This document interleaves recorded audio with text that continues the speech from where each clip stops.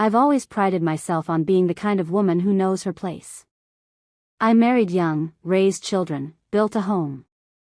I had everything I thought I ever wanted. A husband who was loyal, dependable, and good to me. Our life was simple, but it worked. Or at least, I told myself it did.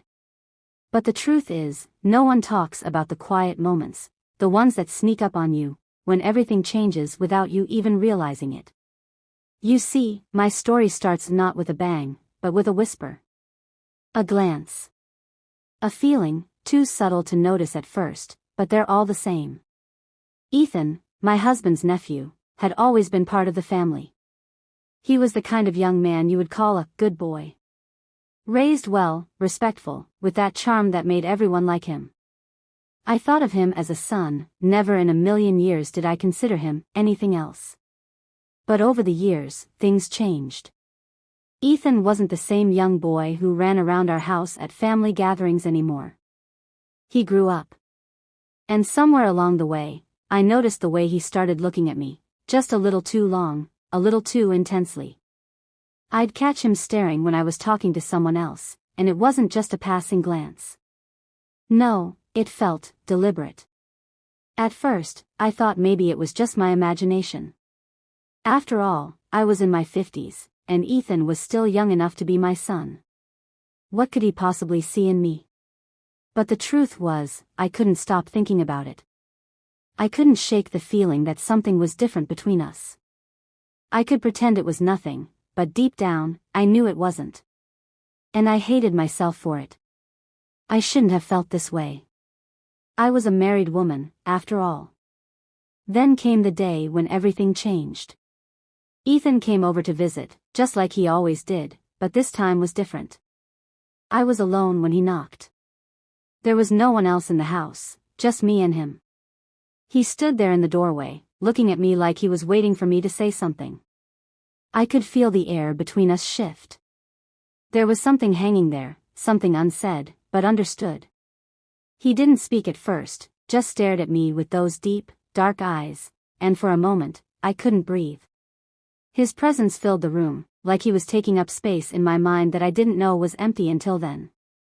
"Laura," he finally said, his voice barely above a whisper. "I need to tell you something." My heart pounded in my chest. I knew what was coming, but I couldn't stop it. "What is it, Ethan?" I asked, though my voice trembled. I tried to sound calm, like I didn't feel the same tightness in my chest that he did in his.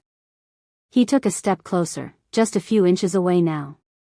The space between us felt charged, like there was electricity in the air. "I've been thinking about you, about us." The world seemed to stop. I froze, my mind racing. How could he say something like that?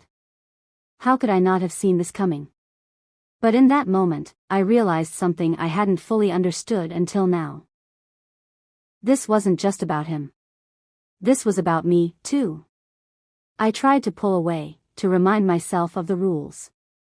"Ethan, this isn't right," I said, my voice sounding weaker than I wanted it to. "You're my husband's nephew.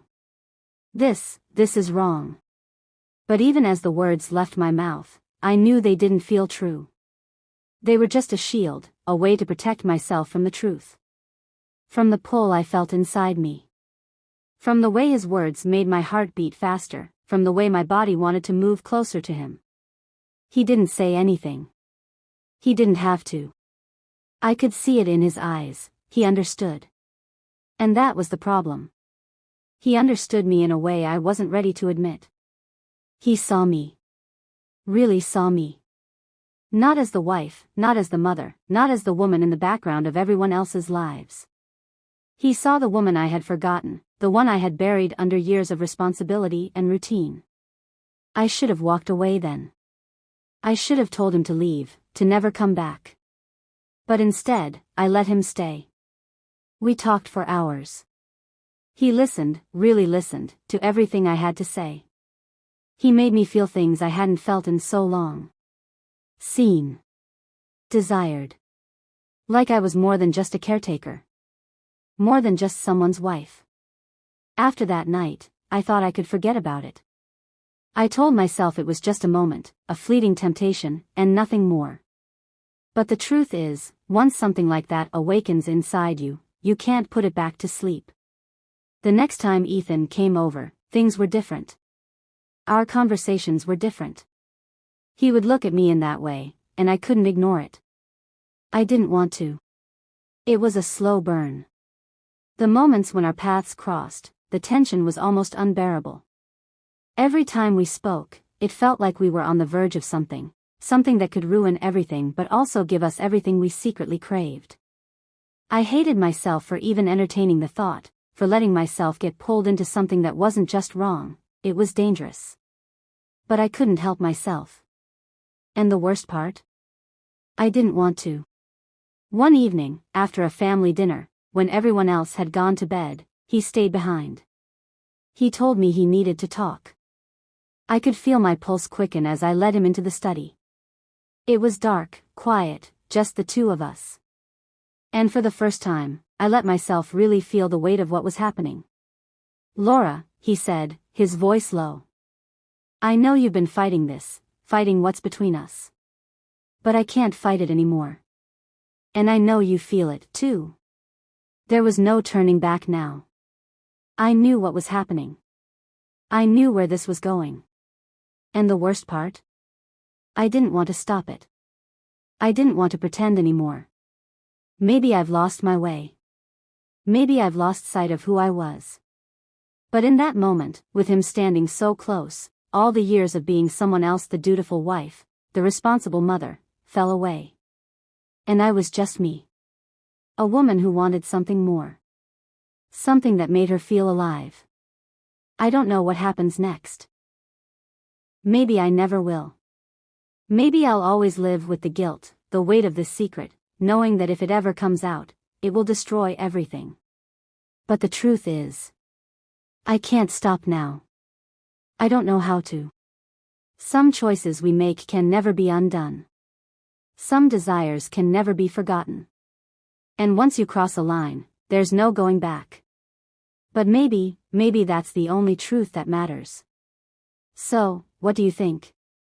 Could you keep a secret like Laura's? Or would the weight of temptation be too much to bear?